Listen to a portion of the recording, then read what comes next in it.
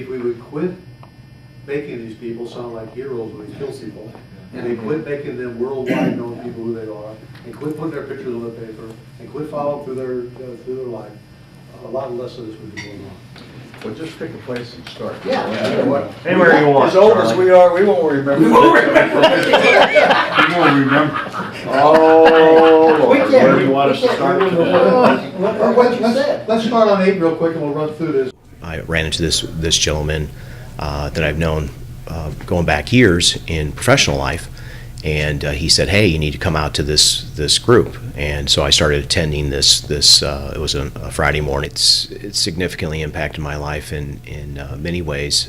I guess probably the best thing that I can say about it is that I know that I'm always at home when I walk into the group and start sharing.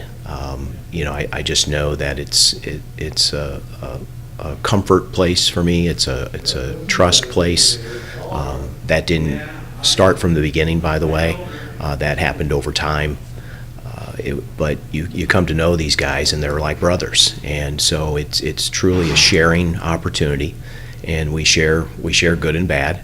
And it's comforting to know that whatever I'm sharing, that I know one of those guys, if not all of them, will take that back in their lives, and they'll take a moment to pray about it in their work week, in their family week. One of the other great things about the Bible studies themselves is that it provides a place for God's Word working in the lives of men to get out into the lives of other men. Just tidbits of knowledge that are shared to help people to reset priorities. Those resetting of priorities in my life really came all together on Monday of this week when I read a blog that my daughter Kristen had written. It was in relation to a mission trip that she's getting ready to take and the stress that's around her attitude in that mission trip. And here's what she said. She says, "The only answer I can come up with is that God has given me more than I can handle. We are probably all familiar with the statement, God will never give you more than you can handle. I would respectfully argue this. Maybe instead, God intentionally gives us more than we can handle so that we can come running to Him. It is time to release control. I am simply a pen, Lord. You are writing the story." And as a father, that was one of my proudest moments, and I would have to attribute a part of the decisions that I made in raising that girl to minister to men. So God bless all of you men that have been faithful in this journey.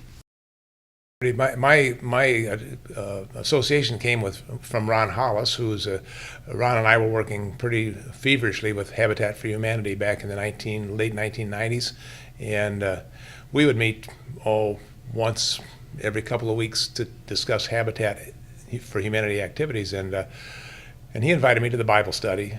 And I turned him down, and he invited me maybe a couple weeks or a month later. He'd say, "Hey, why don't you come?" And I turned him down again. And so about the third time, he invited me, and as we're having one of our breakfasts discussing Habitat for Humanity activities, and so I kind of thought, well, I'll just get him off my back, and I'll go. And so I went, and it was, it wasn't anything heavy. It was just kind of lightweight Bible study, I guess. We talked about our lives and our families and things that were going on, and so I went back the next week, and pretty soon I'm a regular, and just so thankful that it's here for us, for an average guy like me to take advantage of, and I can see a difference we have 6 children, we have 30 grandchildren, and 6 great grandchildren, and I guess if you're looking at discipling, that's where my discipling effort is, and along with my wife, who's wonderful. I can be proud of our children. I can be thankful for the fact that they all have great relationships with God as well.